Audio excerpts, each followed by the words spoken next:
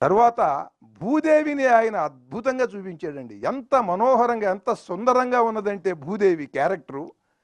గ్రాఫిక్స్‌లో, యానిమేషన్‌లో ఆ భూదేవి యొక్క సౌందర్యం ఏమిటి, ఆవిడ యొక్క తత్వం ఏమిటి, క్యారెక్టరైజేషన్ ఏమిటి అనేది ఆవిడ యొక్క లక్షణాల్లోనే చూపించాడు ఆయన.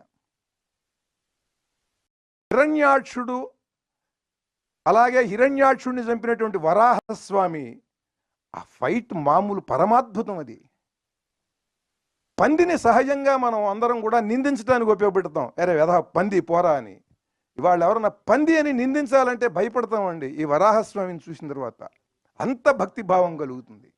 అంత పరమాద్భుతంగా చిత్రీకరించాడు ఆయన. అసలు ఆ ఫైట్స్, ఆ విజువల్స్, దానికి సింక్ అయినటువంటి ఆర్ఆర్ మహాద్భుతం.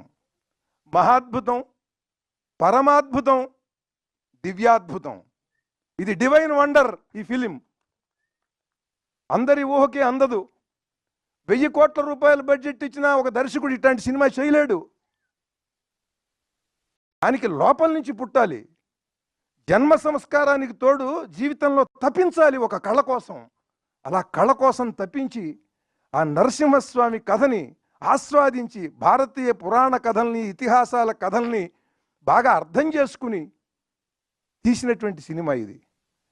నరసింహస్వామి ఫైట్ ఉంటుంది. అటువంటి ఫైట్ మనం ఎక్కడా చూడమండి. ఎంటర్ ది డ్రాగన్లో చూసినటువంటి ఫైట్స్ మనందరి హృదయాల్లో ఉన్నాయి. పెద్దవాళ్ళు కానీ, ఇవాళ ఈ తరం వాళ్ళు కానీ, ఆ ఫైట్స్ వాటి వ్యవహారం వేరు. ఈ ఫైట్స్లో ఇవన్నీ కూడా భూమి మీద జరిగేటువంటి ఫైట్స్ అవన్నీ మిగతా సినిమాల్లో. ఇది అలా కాదు. ఇది లోకాతీతమైనటువంటి శక్తి, లోకాలను జయించేటువంటి శక్తి. ఆ రెండింటి మధ్యన ఉండేటువంటి ఆ హీరో, ఆ విలన్, వాటి మధ్యన ఉన్నటువంటి ఆ ఫైట్ని ఆయన తీశాడండి.